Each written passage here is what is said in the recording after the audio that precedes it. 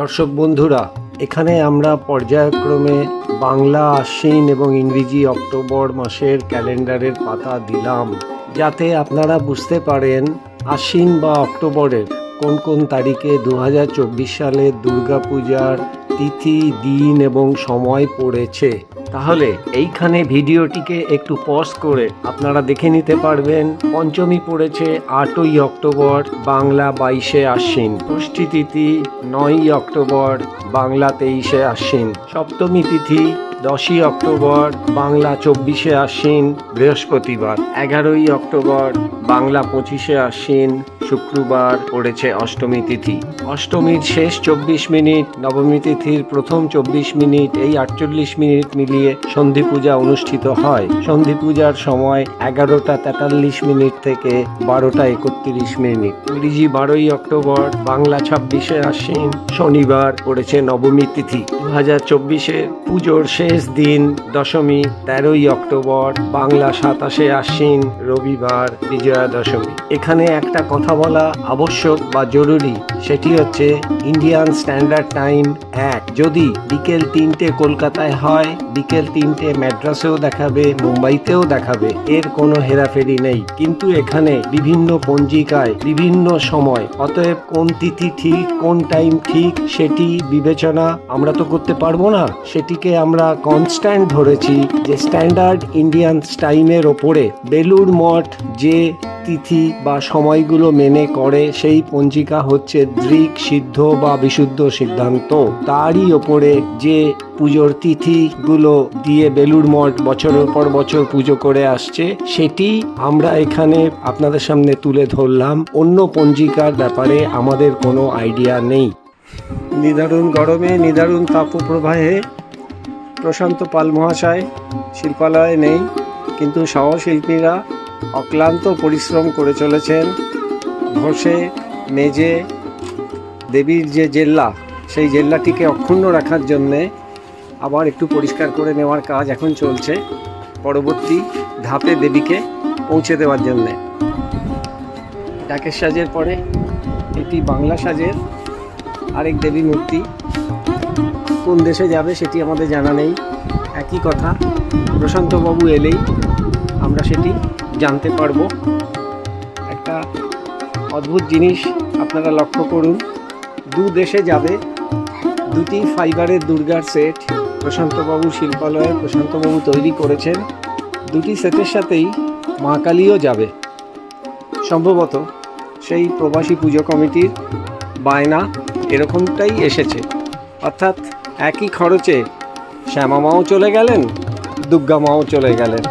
দুর্গাপূজা 2024 1431 সালের ভয়ানক গরম, 2রা মে আজকে, বৈশাখে আশ্বিনের প্রস্তুতি। ভাবা যায়?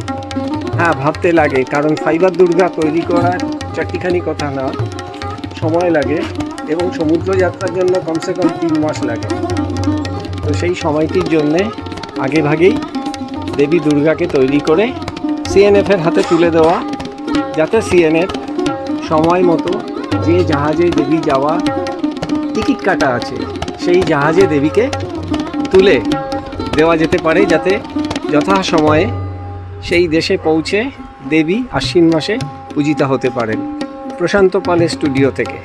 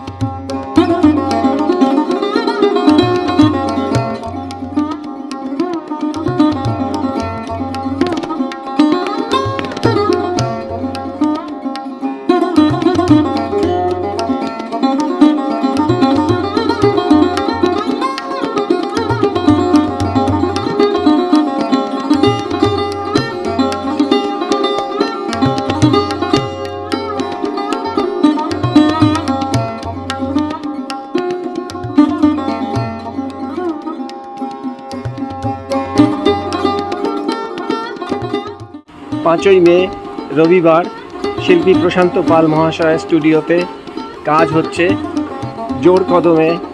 গরমকে উপেক্ষা করে অনন্য সাধারণ এই দেবী দুর্গা আমরা প্রস্তুতিটা আগে দেখিয়েছিলাম।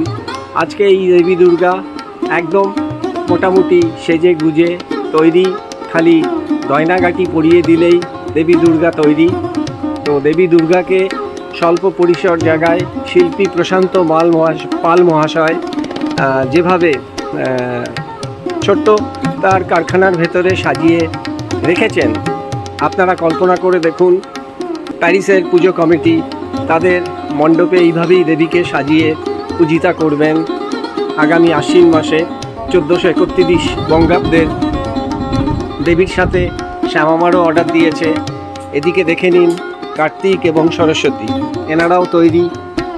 অর্থাৎ এখন গয়নাগাটি পরিয়ে দিয়ে দেবীকে রওনা করিয়ে দিলেই হয়।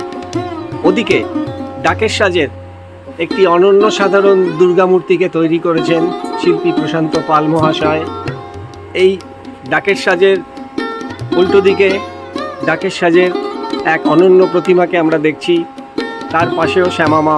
এই শ্যামামাকে তৈরি করেছেন শিল্পী কানাডার পুজো কমিটির বায়না অনুযায়ী। উদ্দেশ্য একই যাত্রায় যাতে মাসুলটা কম লাগে, মানে জাহাজের ভাড়াটা কম লাগে, ইকোনমিক্যাল হয়, সেই জন্যে 15 দিনের ব্যবধানে ফাইবারের শ্যামামাকে শিল্পীর কাছ থেকে তৈরি করে নিয়েছেন। দেখতে পাচ্ছেন সহকর্মীরা পূর্ণ দমে তীব্র গরমকে উপেক্ষা করেও কাজ করে চলেছেন। এদের এই অক্লান্ত পরিশ্রমেরই স্বীকৃতি কিন্তু আন্তর্জাতিক ইউনেস্কোর খেতাব আমাদের দুর্গাপূজাকে পেতে সাহায্য করেছে। সুখের কথা, আবহাওয়া দপ্তর বলেছে আজ থেকে নাকি বিকেলের দিকে ঝড় বৃষ্টির সম্ভাবনা আছে। আসুক ঝড় বৃষ্টি, সকলের প্রাণ জুড়াক, সহশিল্পীরা আরও একটু বেশি উৎসাহ নিয়ে, এনার্জি নিয়ে শিল্পীর সাথে সাথে আগামী দিনের এরকম আরও বেশ কয়েকটি প্রতিমা তৈরিতে নতুন উদ্যমে কাজে লেগে যাবে বলে আমাদের ধারণা।